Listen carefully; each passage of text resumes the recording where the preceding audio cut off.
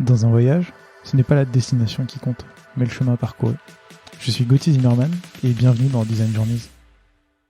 Design Journeys, c'est le podcast qui part à la rencontre des talents du design francophone.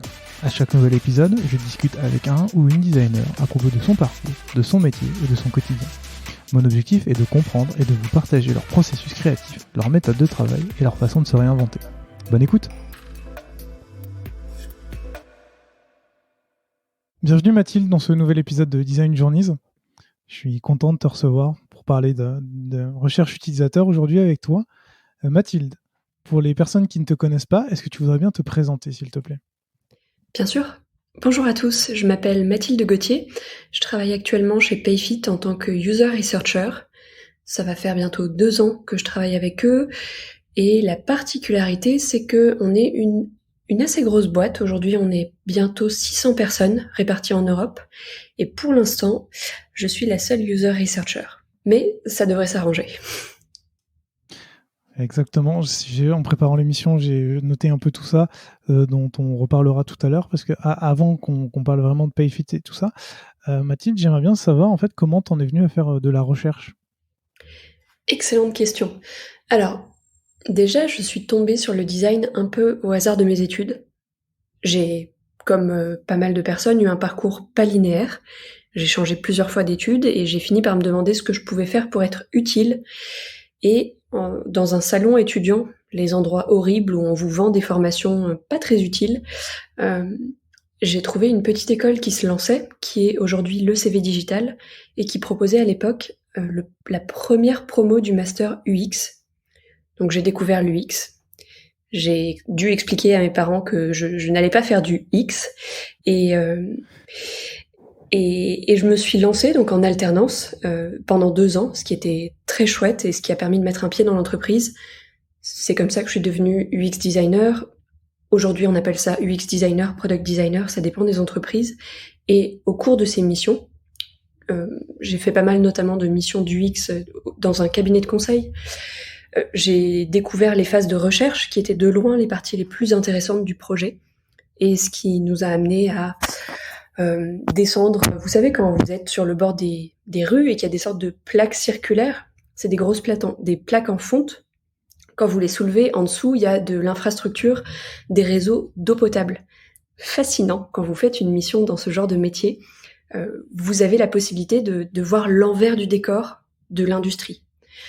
Donc, je me suis vite rendu compte que la recherche, c'était vraiment la partie la plus intéressante.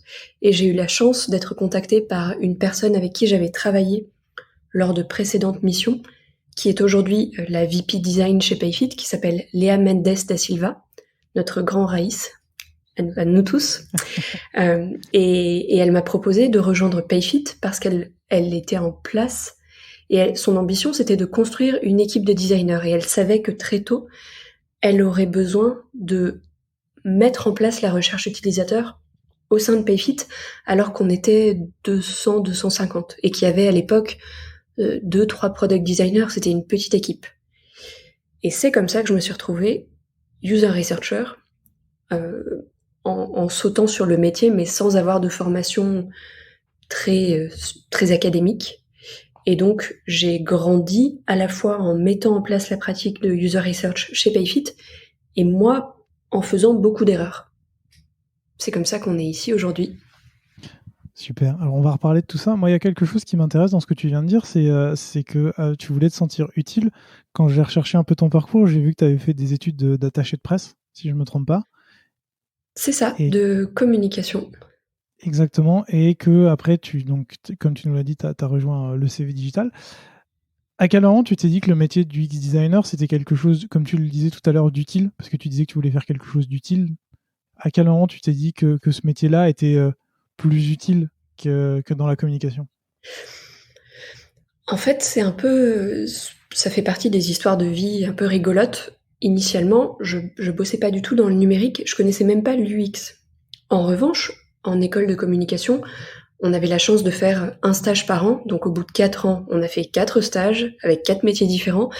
Et le dernier stage que j'ai fait, c'était au sein de la fondation Orange, donc la fondation d'entreprise de la boîte que vous connaissez tous, Orange, qui finance des projets qui qui sont basés sur 3 axes.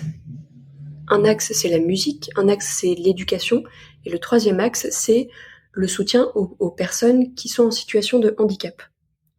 Donc, cette entreprise finançait des projets, et moi, je travaillais sur la branche handicap. Ce qui était génial sur le papier, ça veut dire des soutiens de plusieurs milliers d'euros à des personnes qui portent des projets pour aider au quotidien des personnes en situation de handicap, et notamment qui sont sur le spectre autistique, le spectre de l'autisme, je veux pas dire de bêtises. Sauf qu'on s'apercevait, en tout cas on avait pas mal de retours de parents qui nous disaient « Super, vous avez financé telle application, l'idée est géniale, mais dans les détails, ça marche pas tout à fait parce que notre enfant, qui a plusieurs spécificités, en fait il est épileptique et la manière dont l'application a été faite, avec ces petits machins qui clignotent dans tous les sens, ça ne lui convient pas du tout. » Donc, étant d'un naturel râleur, j'avais tendance à dire « Mais bordel, qu'est-ce qui s'est passé au cours du projet pour que personne n'aille parler à des utilisateurs en disant « Racontez-moi votre vie, comment est-ce que vous vivez aujourd'hui, la personne qui devrait utiliser le produit, quelles sont ses caractéristiques, qui est-elle ?» Et donc, je savais pas à quel métier ça correspondait, mais en sortant de ce stage, le jour où le CV m'a dit « Bah écoute, c'est très simple, l'UX, c'est un métier qui est à la croisée des mondes et qui t'amène à discuter avec les utilisateurs, à discuter avec le business, à discuter avec la technique, et donc à comprendre les enjeux et besoins de toutes les personnes, les parties prenantes. » J'ai l'impression que Dieu m'a dit « Meuf, c'est pour toi, fonce, tu vas pouvoir râler, tu vas être payé à râler, et tu vas avoir les mains dans le cambouis, ce qui va t'aider à avoir un impact sur un produit numérique. » C'était fabuleux comme moment. J'imagine. Alors du coup, avec le recul maintenant, quand tu dis ça, est-ce que aujourd'hui, dans ton métier de tous les jours, en tant que user researcher, tu passes vraiment ton temps à râler tout le temps? Oui et non. Il y a une partie du métier qui consiste à écouter les gens râler, et une partie du métier qui consiste à partager de manière un peu plus structurée ces histoires. Mais quand on dit on râle, il y a une dimension émotionnelle qui est importante dans la recherche, c'est-à-dire que il y a des situations problématiques, mais ce qui est important, c'est de comprendre l'enjeu qu'il y a derrière. Pourquoi est-ce que la situation est problématique? Typiquement, aujourd'hui chez PayFit, les problèmes que nos utilisateurs ont, ils sont pas anodins, ils sont souvent liés à des salaires, à des congés, à des absences, à des congés maternité, des choses qui sont importantes. Donc, écouter les gens râler, c'est fabuleux, et expliquer pourquoi ils râlent et pourquoi c'est important dans leur vie, c'est génial. Très bien. Alors, tu nous as raconté ton arrivée chez PayFit. D'ailleurs, pour ceux qui connaissent pas PayFit, du coup, c'est un logiciel de paie et un logiciel RH en ligne qui a été fondé en 2015. Tout à l'heure, tu disais que vous étiez 600. Et si je dis pas de bêtises, si j'ai bien préparé, vous opérez dans 5 pays différents, c'est ça? C'est ça. Initialement, le produit a été développé en France par 3 copains, 3 cofondateurs français. Et puis après, ils se sont aperçus que parce qu'ils avaient imaginé un produit basé sur un langage no-code, donc manipulable par plein de personnes et réutilisable dans plein de contextes, c'était plutôt facile de s'attaquer à d'autres marchés. Donc rapidement, la France a été rejointe par l'Allemagne, l'Espagne, le Royaume-Uni et l'Italie, qui est notre dernier pays. Ok, très bien. Toi, tu l'as dit tout à l'heure, tu arrives quand il y a 250 personnes, quand il y a 2-3 designers. Aujourd'hui, pour qu'on imagine bien, l'équipe design, elle est constituée de combien de personnes? J'aurais peut-être dû préparer cette partie. Désolé. Alors, un petit point sur l'organisation. On a une grosse équipe qu'on appelle l'équipe produit globale, qui est au service des 5 pays et qui fournit des expériences qui vont être utilisées par les 5 pays. Concrètement, quand votre entreprise utilise PayFit et que vous êtes employé, vous pouvez observer vos bulletins, vous pouvez demander des congés, vous pouvez déposer des notes de frais, vous pouvez faire un don en ligne. Toutes ces expériences, elles sont proposées par l'équipe globale et elles vont être utilisées par les 5 pays. Mais à côté de ça, la paye, c'est quelque chose de très local en fait. C'est le droit du travail qui fait une grosse équation et qui fait qu'à chaque mois, vous avez un salaire. Donc, En parallèle de cette équipe globale, on a 5 équipes locales responsables d'une partie de l'expérience. Aujourd'hui, l'équipe design, elle est au sein de cette équipe globale, au service de toute l'entreprise. On a un peu entre 12 et 15 designers. On a 3 brand designers, une douzaine de product designers qui travaillent en collaboration étroite avec des PM et des développeurs. Aujourd'hui, je suis la seule en user research, mais ça va changer. On est en train de recruter quelqu'un en Allemagne, on recrute un lead user researcher. Donc, on est plutôt sur une équipe qui tourne autour de 20 dans les prochains mois. Et toi, en tant qu'unique user researcher, comment tu t'intègres dans cette équipe aujourd'hui ? Et par là, ce que je veux dire, c'est comment tu travailles avec eux. Et la question est assez large parce que ça fait quelques temps que tu es chez Payfit et j'aimerais bien qu'on revienne un petit peu en arrière sur comment toi tu as travaillé en arrivant chez Payfit, parce que tu le disais, tu as appris la user research un peu sur le tas. Et comment ça s'est passé et comment se passait la recherche avant ton arrivée chez Payfit ? Alors, si on reprend un peu l'histoire dans l'ordre chronologique, avant que j'arrive, il se passait des choses, c'est-à-dire qu'il y avait peu de product designers, accompagnés de PM et de développeurs, qui généraient des expériences. Ils le faisaient du mieux qu'ils pouvaient, c'est-à-dire en étant charrette, en ayant une grosse pression parce que il y avait beaucoup d'ambition et d'expérience qu'ils voulaient imaginer. Donc la recherche, elle était plutôt faite avec les voisins, les cousins, les copains. Et ça, Donc ça il y avait veut quand même de dire la recherche. vite fait. De la recherche très artisanale. On est encore dans un mode artisanal aujourd'hui, mais à l'époque, on avait un fort biais qui était le biais d'une entreprise basée à Paris, composée principalement de cadres, et en France. Donc notre produit, il sentait la France, il sentait Paris, et il sentait la tech et les cadres. Et quand on est un produit qui veut s'adresser au problème général de la paye, bah en fait, c'est pas représentatif. Donc, c'est aussi pour ça qu'on a voulu mettre en place de la recherche assez tôt. On a eu l'expérience de fonctionnalités qui ont été développées sans trop faire de recherche, sans designer, et qui ont été des flops, c'est-à-dire des projets dans lesquels on a investi pas mal d'argent et de temps et de ressources, et qui en fait étaient invendables. Donc, ça a été plutôt facile d'arriver, soutenu par Léa, en tant que user researcher, même si je savais pas grand-chose, pour faire un bilan et observer, très bien, dans un premier temps, comment est faite la recherche actuellement, quels sont les problèmes rencontrés par les équipes. Donc ça, c'est une phase d'onboarding, d'immersion, d'audit, beaucoup de petits schémas, beaucoup d'entretiens, pour arriver au stade où on dit très bien. Aujourd'hui chez Payfit, la recherche, c'est douloureux. Parce que personne n'a le temps, parce qu'on ne sait pas à qui s'adresser. Pour le recrutement, c'est lent, c'est pénible. On n'a pas d'outils, on n'a pas de process, on ne sait pas à qui s'adresser, et puis on n'est pas très sûr de nous. Le deuxième temps, ça a été de dire « Ok, compris. Bon, en revanche, en termes de contraintes, je suis toujours toute seule, et puis on est 200 ou 300, je peux pas faire de miracle. » Donc la proposition, c'est on veut faire monter en compétence le plus de personnes possible. Cette phase-là, ça veut dire mettre en place une base de connaissances commune. On a appelé ça une toolbox. En gros, c'est une page Notion dans laquelle on explique comment faire de la recherche simplement. Le but, c'est pas d'atteindre une qualité incroyable. Le but, c'est de simplifier la réalisation de recherche et le partage d'informations. Et donc, on a écrit des tas de petits documents. C'est comme écrire un petit livre, mais de manière à ce que ce soit simple, facile à lire et facile à mettre en œuvre. Avec ça, on a essayé de faire des petits rappels aux PM. Les product designers, côté global, ils étaient autonomes. En revanche, nos fameuses équipes locales, qui sont dans les 5 pays et qui ont des tailles très variables en fonction de l'ancienneté de l'équipe, eux ont des profils très intéressants. Ça s'appelle des product builders chez nous. C'est un rôle inédit qui permet à des personnes d'avoir un métier hybride, de combiner design, PM, engineering, parce qu'ils manipulent un langage no-code et qu'ils sont responsables d'une expérience de A à Z. Ces personnes-là, on a évidemment voulu les accompagner et donc on a formé plusieurs représentants par pays en se basant sur notre fameuse toolbox pour leur dire « Coucou, vous allez être les ambassadeurs de la recherche dans ce pays ».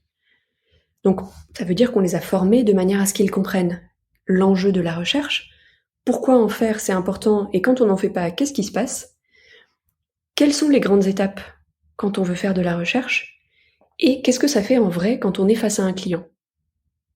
Évidemment, ça couvre les questions comment est-ce qu'on sait quelles questions poser aux utilisateurs, comment est-ce qu'on évite d'être trop biaisé, qu'est-ce qu'on fait des données qu'on a récoltées, etc. Donc ça, c'était un peu la phase numéro 2. Et la phase numéro 3, ça a été d'accord, comment est-ce qu'on peut gagner un peu en vélocité? Donc là, on s'est aperçu que le recrutement, c'était un problème récurrent. Donc on a essayé de tricher en construisant une PayFit community avec des gens qui étaient chauds pour nous aider à construire le projet. C'est quelque chose qui reste en amélioration continue. On n'est pas c'est pas quelque chose de sec pour l'instant. Et donc c'est un peu la manière dont on a fait de la recherche. On a laissé faire de la recherche de manière autonome par ceux qui avaient un designer avec eux. On a essayé de former ceux qui partaient de pas grand-chose et qui étaient avides de monter en compétence sur la recherche. Mais globalement, notre politique, c'est permettre au plus grand nombre de personnes possibles d'être autonomes pour faire de la recherche.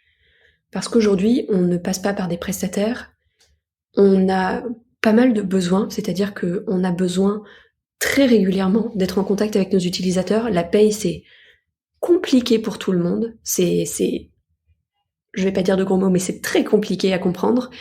Et donc, la moindre chose mérite d'être validée ou creusée avec des utilisateurs qui couvrent une variété de panels. On veut parler à des personnes qui gèrent des pizzerias.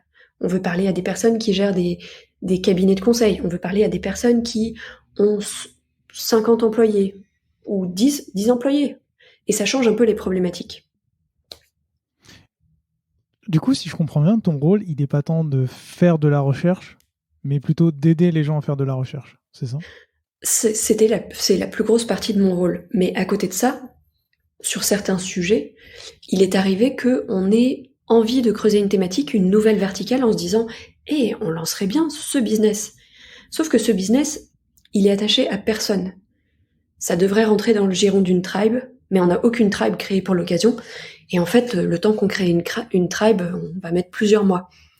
Dans ces cas-là, je suis prêtée pour aller faire de la recherche exploratoire pour une équipe qui n'existe pas encore, qui n'a pas de designer, qui n'a pas de PM, qui a besoin de savoir sur quel marché elle peut monter. Très bien. Alors, si tu veux, moi, j'aimerais bien revenir d'abord sur la toolbox et après, on parlera de justement cette recherche par verticale. Quand tu parles de justement mettre en place une toolbox, je comprends l'idée de faire une page Notion, de faire ça très simplement. Est-ce que tu pourrais nous donner des exemples concrets de ce qu'on peut retrouver, de ce que vous écrivez, de ce que vous expliquez? Parce que dans ce podcast, la plupart des discussions que j'ai eues avec des user researchers, c'est qu'il n'y a jamais la bonne méthode. Il n'y a pas la méthode la plus simple, la méthode qui va marcher à tous les coups. Il y a plusieurs méthodes en fonction de plusieurs objectifs qui normalement est choisie par le researcher. Et là, en fait, tu donnes cette boîte à outils aux personnes. Comment tu t'assures qu'elles choisissent le bon outil, qu'elles font la recherche de la bonne façon, qu'on évite le plus possible les biais, qu'elles s'adressent, comme tu le disais tout à l'heure, qu'elles posent la question la plus juste et la moins orientée possible, on va dire? Alors, bonne question. Déjà, pour l'instant, on fait des méthodes de recherche qui sont très basiques. C'est-à-dire qu'on se concentre sur l'interview, le test utilisateur. Si déjà tout le monde est confortable avec l'exercice de l'interview et du test utilisateur, on est bien. Et on n'y est pas encore. Mais ça, c'est pas grave. Du coup, typiquement, là, je regarde la toolbox, on a un point qui s'appelle le point 0, Get Started, introduction à la user research. À quoi ça sert ? Le point numéro 1, c'est comment on décide ce qu'il faut rechercher et quelle est la méthode de recherche qu'on peut prendre. Donc là, on va avoir un petit document sur, d'accord, quelle est la meilleure méthode de recherche pour mon projet. Et là, on vend méthode A, on vend méthode B, et on dit, en fonction de votre stade d'avancement ou de ce que vous êtes en train de chercher, vous allez préférer A ou B. Ensuite, on a un petit template qui dit « Coucou, ce serait bien de nous expliquer tout ça dans un petit discovery plan, tout simple, histoire quand on discute, qu'on ait les bonnes informations sous les yeux. » Et après, on rentre un peu dans le vif du sujet. Tous les détails logistiques qui font que ça marche ou pas, ça va être comment est-ce qu'on identifie les bons utilisateurs, comment est-ce qu'on leur parle, quels sont les outils de data à notre disposition, comment est-ce qu'on partage en interne le fait d'avoir contacté telle personne le lundi pour éviter qu'une autre équipe le contacte le mardi. Et après, on passe sur cool, on a recruté nos utilisateurs, comment est-ce qu'on prépare et comment est-ce qu'on conduit notre recherche. Donc on a un protocole très détaillé sur, très bien, une interview en remote, ça se passe comment? Un user test en remote, ça se passe comment? Et dans chaque document, on trouve 3 phases. Le avant, qu'est-ce qu'il faut préparer? Le pendant, le jour J, qu'est-ce qu'il faut faire? Et le après, qu'est-ce qu'on fait de toute l'information qu'on a récoltée? Donc c'est vraiment des guides un peu modulables qui permettent à chacun de dire bah tiens, moi j'ai besoin de ce document et puis j'ai besoin d'aller voir un peu comment on fait une interview. Et après on rentre dans le détail de concrètement, si tu fais une interview, on a besoin que tu poses des questions. Et dedans on précise tes questions, il faut qu'il y ait un nombre limité, il faut que tu aies testé ton guide d'interview. La manière de poser des questions, ça va commencer par déterminer un peu le contexte de chaque personne. Demandez-leur de se présenter, de vous raconter comment ils travaillent. Et on pousse l'exercice jusqu'à expliquer comment on fait une intro. Bonjour, nom de la personne, comment allez-vous? Merci de prendre le temps de discuter avec nous aujourd'hui. Et on essaie d'expliquer aux équipes produits qu'il faut jarter le jargon. On arrête de dire équipe produit en parlant à quelqu'un qui est pizzaiolo. Il s'en fout, il sait pas ce que c'est une équipe produit. Et c'est très bien. Donc on essaie de donner un peu les do's and don'ts. Typiquement, ne pas défendre son produit, ne pas interrompre, ne pas utiliser du vocabulaire, c'est pas bullshit, mais c'est interne. Ce genre de choses. Du coup, ça fait pas mal de matière, mais l'idée c'est que à chaque étape, les personnes aient un petit guide sur lequel s'appuyer. Au pire du cas, ils nous pingent et ils nous disent coucou, je voudrais te présenter mes questions, il y a aucun souci, on en parle ensemble. Mais le gros du travail a été fait et ça nous évite de nous répéter trop souvent. Mais si je comprends bien, ça veut dire que toi, une fois que ce petit guide a été mis en place, à quel moment tu interviens? Est-ce que tu interviens encore justement dans toute cette phase de recherche? Puisque tu dis il y a toute une mise en place logistique, ils font un discovery plan, j'imagine que tu le lis, et puis après ils vont partir en recherche. À quel moment toi tu arrives pour dire par exemple oula attention carton rouge il y a un problème, ou tu laisses faire jusqu'au bout et tu fais uniquement l'analyse des résultats avec l'équipe? Alors, j'essaie d'intervenir à différents points du projet pour checker le discovery plan. Ils préparent leurs questions ou ils préparent leur protocole, ils me pingent, on vérifie ça ensemble. Je les laisse faire en interne avec le recrutement et la conduite des entretiens ou des user tests, et ensuite on refait un point pour voir ensemble ce qu'ils ont obtenu comme résultat. S'ils font une présentation en interne devant des stakeholders, on se dit ok, comment est-ce que vous allez présenter un peu votre histoire? Qu'est-ce que vous voulez mettre en avant? Qu'est-ce que vous avez appris? Qu'est-ce que vous voulez obtenir des stakeholders? Comment est-ce que ça se traduit si on veut améliorer le produit? Est-ce qu'on a déjà des axes concrets d'amélioration? Donc, on travaille vraiment de manière ponctuelle, mais comme il y a pas mal d'équipes en parallèle, c'est la méthode qui m'aide à rester saine d'esprit. Et en parallèle de ce support, j'ai souvent un projet de recherche où je suis en autonomie. Très bien. Je vais encore me pencher un peu sur la toolbox. Du coup, si je comprends bien, ton objectif à toi, c'est juste de donner tous les outils nécessaires avec le plus d'explications, mais les plus claires et les plus concises possibles, pour que n'importe qui, chez PayFit, si à un moment a besoin de faire de la recherche, puisse juste aller chercher ce petit guide, suit toutes les étapes comme tu les as données tout à l'heure, et à la fin, obtient des réponses à ces questions. Ça, c'est la version dans mes rêves de poney. Disons que ça dérisque. Avoir cette toolbox, ça dérisque, ça accompagne les gens, ça leur permet d'avancer à leur rythme, c'est-à-dire que je ne les ralentis pas le jour où je ne suis pas disponible. Et Ça me permet d'économiser ma salive. Ils voient l'essentiel de la matière. S'ils veulent en discuter ensuite, ma porte est toujours ouverte, mon Slack est toujours ouvert. Mais au moins, on va discuter de points très concrets, typiquement les questions qu'ils veulent poser, faire un test ensemble, la posture. Mais je vais pas devoir réexpliquer qu'il faut faire un prototype et que le prototype il doit être accessible à l'utilisateur, mais qu'il faut le sécuriser parce qu'on veut pas que n'importe qui ait accès à un prototype. Ce genre de choses très notice de médicaments. Ok, je comprends. Mais il y a quelque chose là-dedans qui m'interpelle, c'est que du coup, puisque tout le monde peut faire de la recherche, ou en tout cas tout le monde peut lancer une recherche à partir de ce petit guide, il y a une crainte qui me vient à l'esprit, c'est ok, si tout le monde peut faire de la recherche, tout le monde peut chercher exactement la même chose.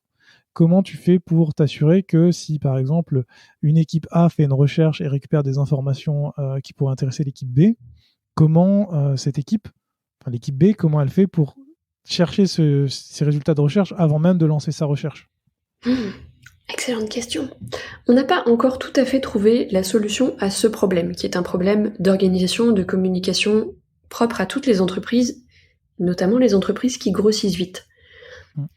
Nos équipes, que ce soit les équipes produits globales ou les équipes produits locales, elles sont réparties en tribe ou squad et elles ont un périmètre fonctionnel. Donc en théorie, leurs sujets de recherche sont légèrement différents. Il y a des overlaps tout le temps, c'est la vie. Et tant mieux en fait, ça les aide à discuter avec d'autres équipes. On a un système de PIB qui sont des documents qui décrivent les projets sur lesquels les gens vont bosser. Donc à chaque quarter, trimestre, on sait exactement quelle équipe va bosser sur quoi. Donc on sait qu'à un moment il faut se coordonner parce que hey, ce sujet-là, on l'a déjà croisé et ce serait bien qu'on se parle.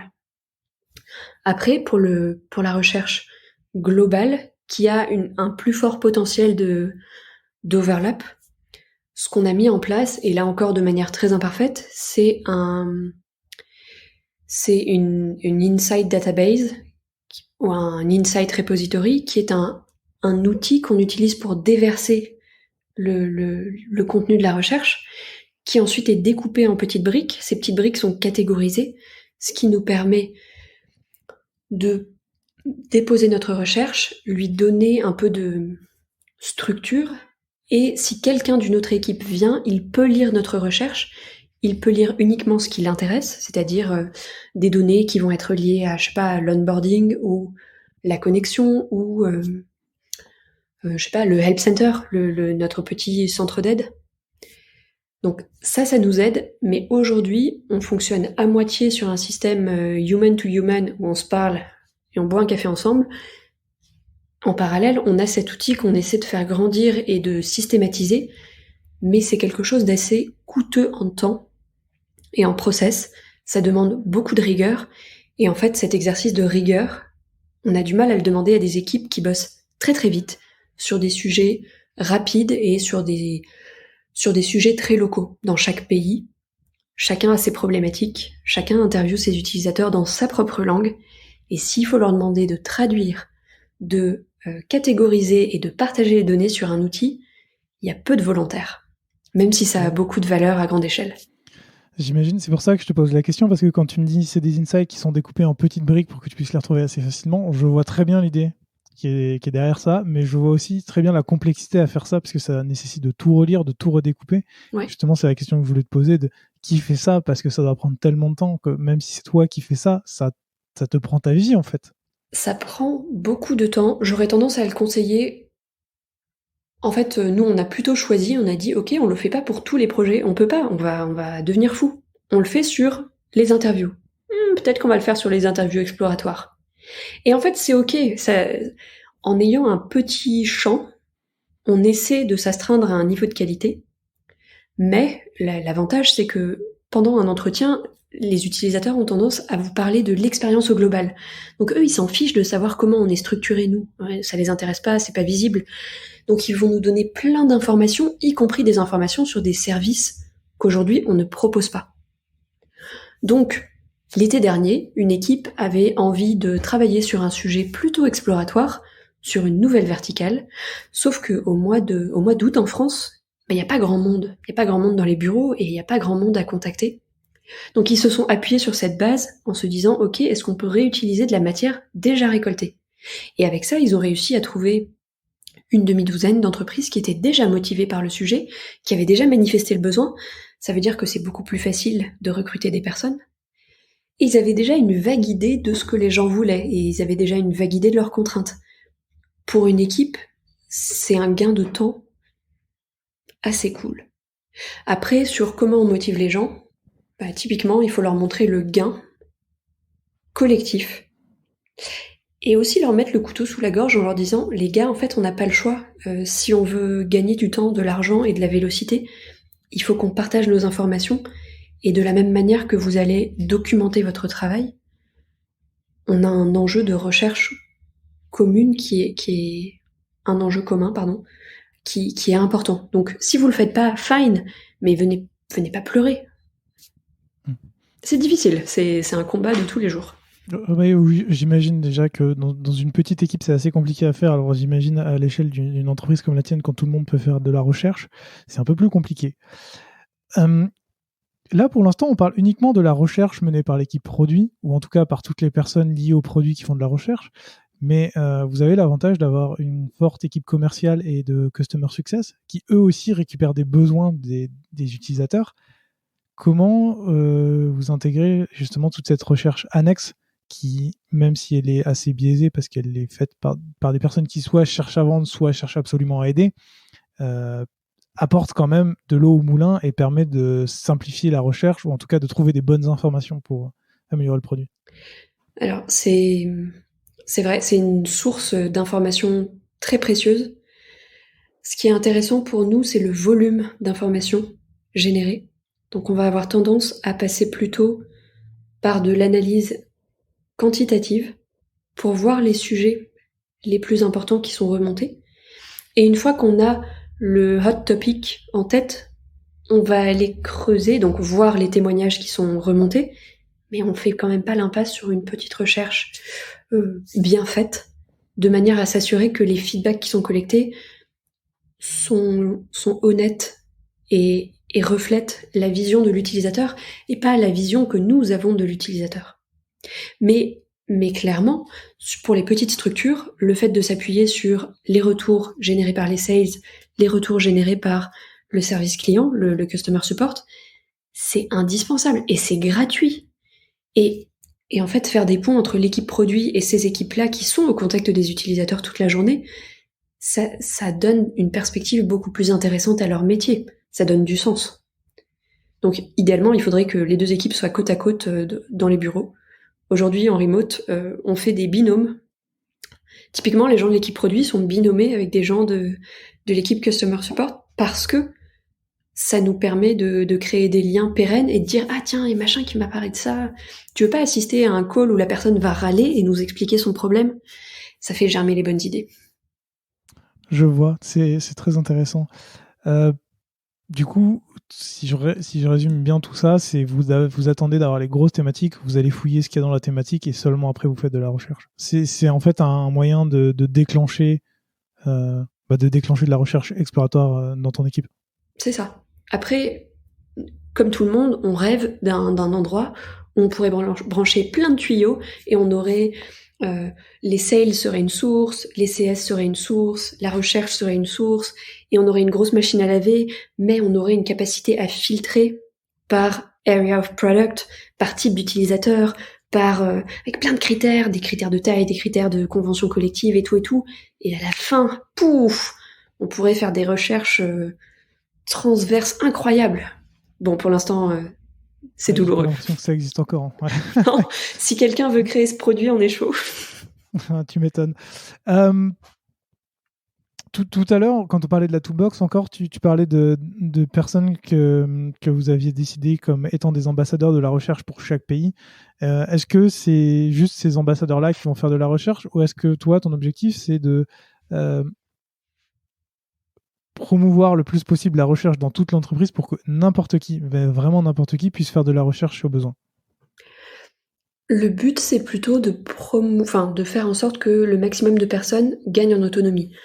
Les ambassadeurs, ils sont là pour être dans l'équipe locale, parler la bonne langue et pouvoir dire à la machine à café, ah, t'es en train de bosser là-dessus?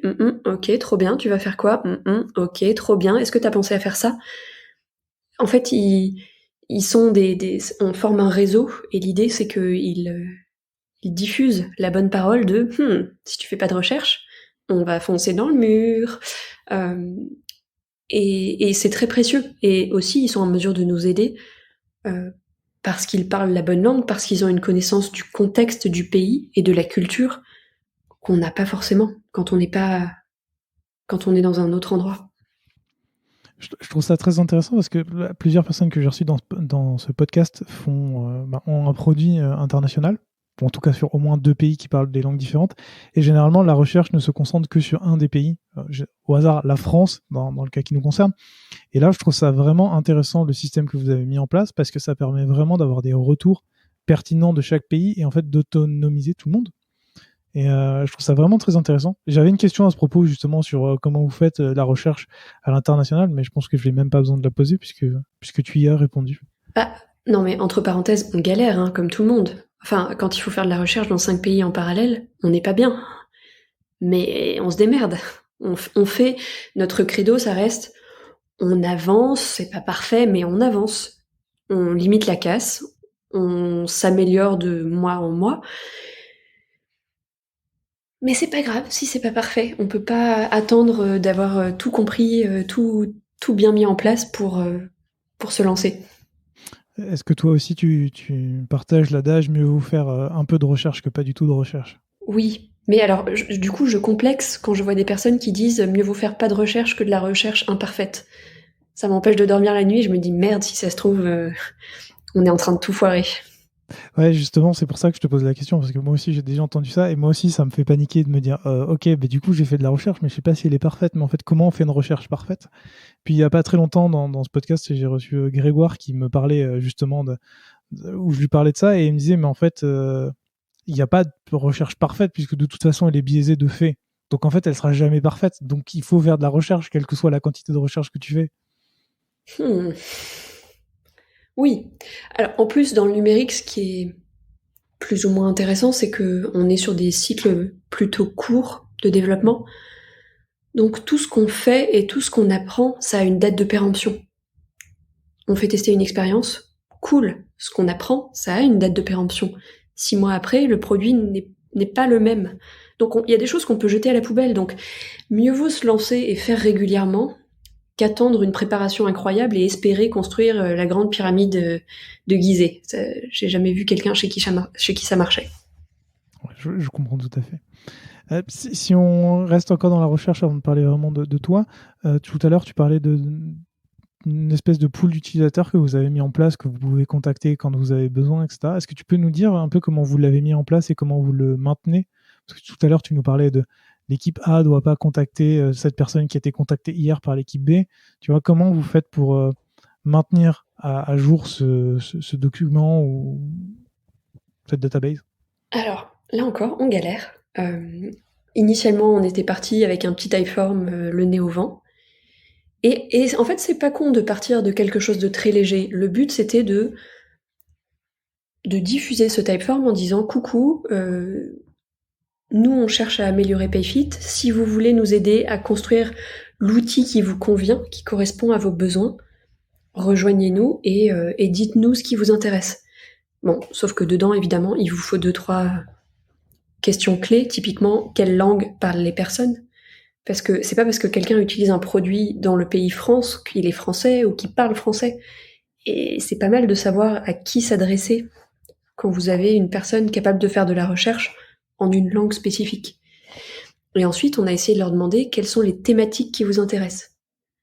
Quand vous avez un produit avec des options qui sont payantes, les gens s'abonnent à telle option, etc., vous voulez pas leur poser des questions sur, je sais pas, les notes de frais, quand eux, ils en font pas, et ils ont pas le besoin, et donc ils vont rien vous apporter. Donc c'est un peu les 2 questions principales qu'on posait. Après, on posait des petites questions comme comment est-ce qu'on peut vous contacter? Il y a des gens qui kiffent le téléphone. Vous les appelez, ils sont contents. Moi, vous m'appelez, je vous réponds pas, et puis je vous répondrai jamais, c'est pas grave.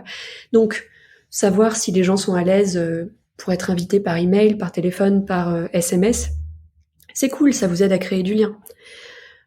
Rapidement, l'utilisation de cet outil, au fur et à mesure que la base grossissait, c'est devenu un peu compliqué. Ce qu'on faisait initialement, c'était un dispatch en disant « Attention, début de quarter, toi tu as tel pool de clients qui sont intéressés par ta thématique, toi tu vas avoir tel pool de clients qui ont telle caractéristique, et comme ça, chacun ses copains. Et on mélange pas les copains, et on va pas taper dans les copains des autres. » Ça c'est théorique, sur le papier, en pratique c'est un peu moins propre. Je ne suis plus sur ce sujet, mais je sais qu'on est en train de passer avec un outil, un truc qui est fait pour ça, qui va nous aider à gérer ce flux d'informations. L'intérêt, c'est qu'une communauté, c'est vivant. Vous récupérez des informations, mais vous devez en donner aussi. Est-ce que les gens sont toujours vivants? Est-ce que les gens sont toujours chauds pour vous parler? Est-ce que les gens sont toujours dans la même boîte? Faut pas oublier que tout le monde change de poste régulièrement et vous avez besoin de savoir tout ça. Tu aurais le nom de l'outil par hasard? Non, je suis très mauvaise, ne m'en veuillez pas. Bon, c'est pas grave, à la limite, je te le redemanderai une fois qu'on aura fini d'enregistrer et je rajouterai le lien de l'outil dans la description de l'épisode pour je crois qu'on n'a pas encore signé, donc je voudrais pas m'engager sur un truc qui est pas sec. Pas de souci, je comprends totalement. Bon, si on revenait un petit peu à ton travail, à toi, au quotidien, après tout ce que tu as mis en place pour aider les autres à faire de la recherche et soulager ton travail, toi, tout à l'heure, tu nous parlais un petit peu de ce que tu appelais la recherche verticale. Est-ce que, pour qu'on s'entende sur les termes, c'est un petit peu ce que d'autres de mes invités ont appelé la recherche fondamentale, c'est-à-dire faire de la recherche pour trouver des nouvelles idées, des nouvelles choses, pour faire de nouvelles features, créer un nouveau produit, améliorer l'entreprise? Alors, en parlant de vertical, je pense que je parlais d'une fonctionnalité précise qui n'existait pas encore, qui est un ensemble, une business unit, si on veut être vieille école. Mais à côté de ça, on fait aussi de la recherche que j'appelle exploratoire, qui vise à comprendre les préoccupations actuelles et la manière dont nos utilisateurs vivent l'expérience, pour ensuite accumuler pas mal d'informations et se dire qu'est-ce qui revient. On a des choses qui sont positives. Les gens apprécient tel point, tel point, tel point. Cool. On se met une petite tape sur l'épaule et on continue. Qu'est-ce qui est un point de douleur exprimé par beaucoup de personnes? Chez nous, il y en a beaucoup. C'est très cool. Ça nous aide à nous dire, très bien, nos clients expriment des besoins. Ces besoins, ça peut être des besoins de fonctionnalité, mais ça, on en entend beaucoup. Les besoins qui m'intéressent, c'est des besoins émotionnels. Ça va être, j'ai besoin de sentir que je suis en contrôle, que je maîtrise la situation. J'ai besoin de transparence, j'ai besoin d'autonomie. Ça, c'est intéressant parce que derrière, en fait, ça va être un fil rouge pour tout ce qu'on va développer. Peu importe l'équipe dans laquelle on est, on doit être en mesure de se dire, est-ce que l'expérience qu'on est en train de construire ou d'améliorer, est-ce qu'elle répond à l'enjeu d'autonomie de nos clients? Oui ou non, on peut donner une note, peu importe. Et ça, c'est plus intéressant que juste dire nos clients ont besoin de vidéos pour comprendre comment utiliser le produit. Cet exemple-là nous donne une réponse à court terme, mais le fait de savoir que les clients ont besoin d'autonomie ou de personnalisation ou de contrôle ou de surveillance, de mécanismes de protection, ça c'est intéressant parce qu'on peut l'utiliser pendant plusieurs mois. Et on peut l'utiliser dans plusieurs équipes. Alors, je trouve ça intéressant parce que ce que tu appelles la recherche exploratoire, beaucoup de mes invités ont dit que souvent, ils n'ont pas le temps de le faire parce que tu es pris dans le flow de sortir toujours des nouvelles features ou d'aller toujours plus vite, de grossir, tu n'as pas le temps, tu es obligé de mettre en place tout ce qu'on s'est dit avant dans cet épisode. Quand est-ce que tu trouves le temps, toi, de pouvoir justement faire cette recherche exploratoire, d'aller passer du temps avec des utilisateurs pour savoir un peu ce qu'ils pensent du produit, comment ils se sentent, comment ils vont, qui, de prime abord, rapportent pas grand-chose à l'entreprise, si tu parles d'un point de vue feature, mais rapportent beaucoup plus sur le long terme et sur tout ce qui va arriver ensuite? Alors, notre organisation nous aide déjà à répartir ces tâches. Typiquement, aujourd'hui, les personnes qui sont en charge de faire de la recherche de manière à améliorer des fonctionnalités ou l'expérience produit, c'est soit des product designers dans des tribes, donc toute la grosse équipe globale, soit dans les équipes locales, sur un périmètre très précis. Donc ces personnes-là sont en charge d'améliorer le produit. Moi, le luxe ultime, je sers à rien. C'est-à-dire que si je meurs, la boîte s'écroule pas parce que j'améliore pas les fonctionnalités. Mais l'intérêt en étant inutile, c'est qu'on peut travailler sur des sujets qui sont dans les interstices, qui touchent plein d'équipes, mais qui n'appartiennent à aucune équipe précisément. Et donc personne ne s'en saisit parce qu'on n'a pas le temps, on a d'autres priorités. Donc je passe dans les petits trous pour aller chercher plein d'informations, et après la difficulté c'est aller alimenter toutes les équipes et faire en sorte que ça vienne pas, que ça influence leur roadmap, mais que ce soit pas perçu comme une contrainte. En fait, il faut que la recherche alimente et soit bénéfique, mais pas qu'elle ait un côté tyrannique. Et comment tu fais justement pour toute cette recherche qui est faite à côté, qui concerne plus ou moins aucune équipe, mais qui concerne tout le monde à la fois? Comment tu fais une fois que tu as obtenu des résultats? Comment tu l'amènes à toutes ces parties prenantes pour leur dire: hey, regardez, voilà ce qu'on a appris, je suis sûr que ça va vous aider? On est en plein dedans. Typiquement, l'idée c'est de ne pas donner toute la masse d'informations qu'on a récoltées d'un coup sec. C'est comme si vous ouvriez le frigo de quelqu'un et le contenu du frigo vous vomit dessus. C'est pas une bonne expérience. Ce que vous voulez, c'est qu'on vous dise « le frigo est plein, dedans il y a un gâteau ». Vous ouvrez, vous prenez une part de gâteau, le kiff. Et au pire, vous revenez, vous en reprenez une deuxième. Le but, c'est de donner le bon contenu, le bon niveau d'information aux bonnes personnes. Il y a des équipes qui vont vouloir tout savoir, qui vont prendre le temps de se dire « Ok, on veut comprendre les verbatims, on veut comprendre les histoires des gens, etc. » D'autres qui vous diront « Donnez-moi la moelle osseuse de ce que vous avez appris, l'essentiel. » Globalement, comme pour tout dans la vie, je préfère faire des dessins ou raconter des histoires qu'écrire des pavés. Parce qu'écrire des pavés, ça prend du temps. Il y a peu de personnes qui ont le temps de lire des grands bouquins. Alors que raconter une histoire et avoir sous les yeux un parcours qui vous dit voilà, à tel moment la personne a rencontré tel problème, voilà ce qu'elle a ressenti, chez nous voilà ce qui s'est passé, ça permet à la fois d'avoir une proximité émotionnelle, de se dire ah putain, la personne était vraiment dans la merde. On a des histoires où des sociétés ont été bloquées parce qu'un salarié n'était pas payé, parce qu'il y avait un document qui manquait, parce que la sécurité sociale, parce que l'URSSAF, parce qu'il y a une petite cacahuète qui fait que ça bloque et qui entraîne des conséquences terrifiantes. On vous dit pas de salaire, pas de salaire, pas de salaire. Bon, pas de palais, vous êtes dans la merde quand vous avez un prêt immobilier, des enfants, un poney ou envie de vous acheter des plantes parce que vous aimez transformer votre appart en jungle. Donc l'idée, c'est d'allier la grande histoire, voilà tout ce que nos utilisateurs peuvent rencontrer comme situation compliquée, et la petite histoire qui est de donner de la proximité émotionnelle en disant voilà pourquoi c'est important, et voilà pourquoi il faudrait vraiment qu'on adresse ce problème. Et ensuite, normalement, chaque équipe a l'intelligence de se dire ok, comment nous est-ce qu'on va améliorer cette expérience avec les besoins les ressources dont on dispose, le temps, l'engagement, l'énergie, qu'est-ce qu'on peut faire? J'essaie d'allumer des petites lumières, un peu comme les gars sur le bord des pistes avec les avions qui décollent. L'idée, c'est d'aller à peu près entre les lignes. Après, si vous n'êtes pas parallèle aux lignes ou si vous n'allez pas assez loin, c'est pas grave, chacun fait de son mieux. Mais au moins, vous savez qu'il y a un endroit vers lequel on tend, tous, dans l'entreprise. Ça fait beaucoup de métaphores. Oui, mais au moins c'est très clair. Je trouve ça très imagé. Ça revient un petit peu à ce que tu disais de faire des petites histoires. C'est beaucoup plus percutant qu'un gros pavé de texte. Et on en revient du coup à cette histoire de vaut mieux faire un petit peu de recherche que pas de recherche. Est-ce que quand tu parlais tout à l'heure de recherche verticale, tu fais à peu près la même chose? Parce que là, la recherche verticale, ça va être plus rechercher une nouvelle feature, tu vas aller voir des utilisateurs à nouveau, faire de la recherche exploratoire. Est-ce que là, comme il n'y a pas d'équipe qui existe pour ça, est-ce que ton objectif, c'est juste d'arriver avec des éléments de réponse pour que, une fois que tout est prêt, une équipe puisse être constituée?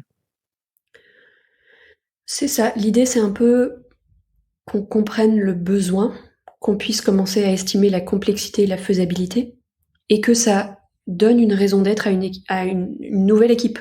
Qu'on dise, attendez, là, il y a un tel besoin client, Et puis des personnes en parallèle font des recherches sur le marché pour voir s'il y a des acteurs, des concurrents, etc. Qu'à la fin on dise bon, ce serait intéressant d'investir là-dedans. Et après, l'équipe se saisit du sujet et continue. Ok, très clair. Tout à l'heure, tu as dit que le luxe ultime, c'était qu'une sert à rien. Et pourtant, tout à l'heure, tu nous as dit que vous alliez recruter un ou une nouvelle UX Researcher en Allemagne et un ou une lead. C'est que finalement, si tu dois avoir d'autres personnes dans ton équipe, c'est que tu ne sers pas tant à rien que ça. Pour l'entreprise, ça a de la valeur, à long terme. À court terme, je conçois qu'on se pose la question de « Ok, c'est quoi l'impact de cette personne ?» Mais ça dépend de la maturité des entreprises. Il y en a pour lesquelles il faut se battre pour expliquer ce qu'est la recherche, à quoi sert la recherche, quel est le coût de ne pas faire de la recherche. Chez nous, on a Léa qui est notre bulldozer attitré et qui a une force de conviction qui fait qu'il n'y a pas trop de débat. En tout cas, il y a eu un peu de débat au début, mais il s'est très vite éteint. Maintenant, on a des problèmes de riches, c'est-à-dire qu'on veut faire de la recherche tous les jours et qu'on se rend compte que ça prend du temps et on se dit est-ce que c'est scalable ? Oh non, c'est pas scalable, c'est terrible. Comment on fait ? Bref, c'est une bonne chose. Je ne sais plus quelle était la fin de la phrase. Je suis désolée. Aucun problème. Je te parlais justement du fait de recruter Oui. lead et... Disons que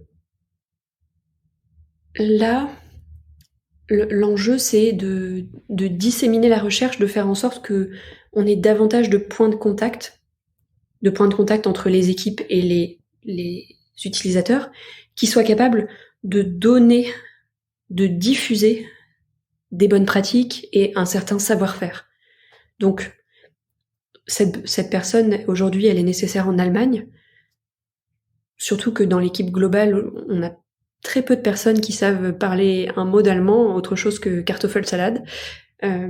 Donc, on sait qu'on a des besoins en Espagne, on s'arrange.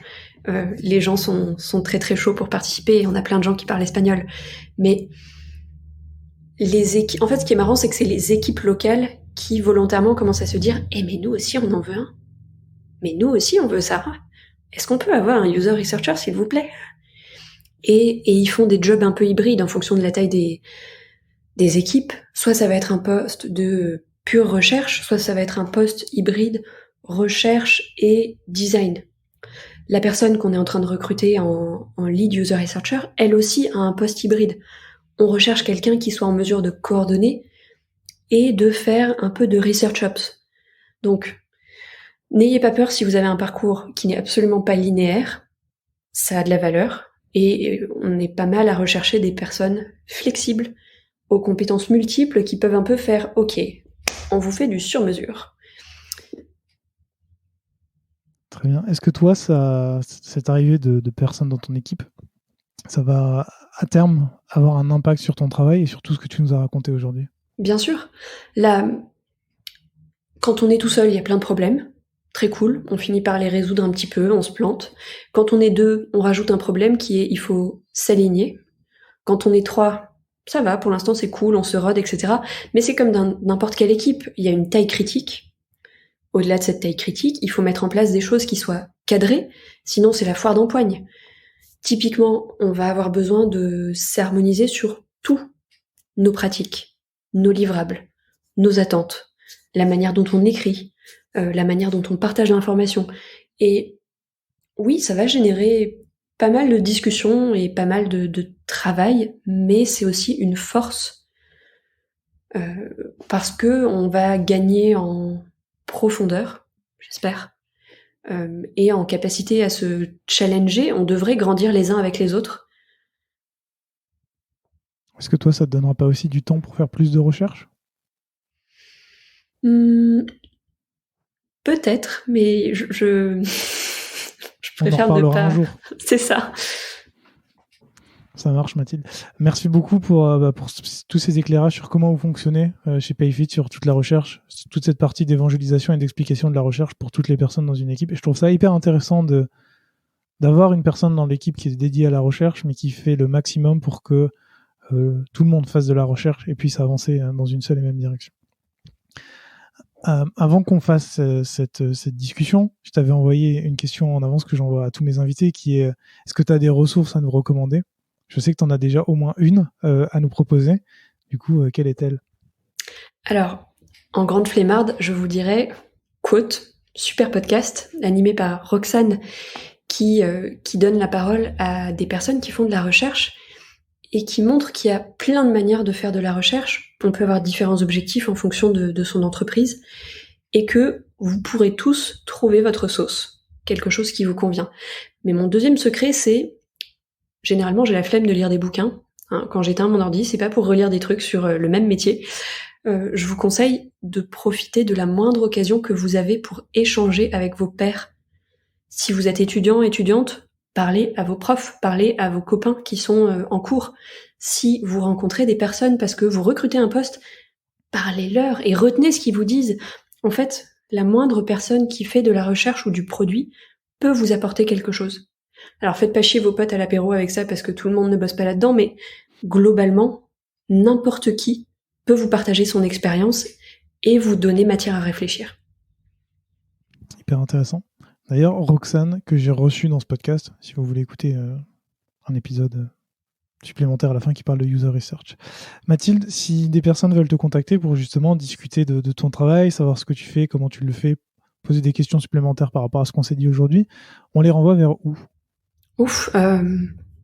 LinkedIn, c'est bien. C'est généralement, je réponds. Généralement. Effectivement, tu réponds. Je mettrai le lien de ton profil dans la description de l'épisode, comme ça tout le monde pourra te contacter s'ils en ont envie. Ça marche. Est-ce que je peux faire passer un dernier message ? Mais bien sûr. Ok. Globalement, quand je suis arrivée, on était 250. Aujourd'hui, on est 600. Vous imaginez bien qu'on est une boîte qui grossit et on a beaucoup d'opportunités qui s'ouvrent. Ça va du lead designer au design ops, au UX writing, à des PM, à des ingénieurs. Si vous voulez bosser dans le produit, n'hésitez pas à faire toc-toc et regardez les offres qu'on a. Ça devrait se débloquer de mois en mois. On devrait même recruter des product builders, ce fameux métier hybride. N'hésitez pas. Et ben, très bien, je mettrai un lien dans la description vers... tu me diras lequel pour regarder les jobs qu'il y a chez Payfit. Et puis voilà. Trop bien. Écoute, Mathilde, merci beaucoup pour le temps que tu m'as accordé et puis pour cette discussion hyper intéressante sur la user research. Et puis à très bientôt. Merci Gauthier, à bientôt. Merci d'avoir écouté cet épisode jusqu'au bout. Si vous l'avez aimé, n'hésitez surtout pas à vous abonner sur votre application de podcast préférée. Vous pouvez aussi mettre 5 étoiles sur Apple Podcast, c'est ce qui m'aide le plus à faire découvrir l'émission. À très bientôt.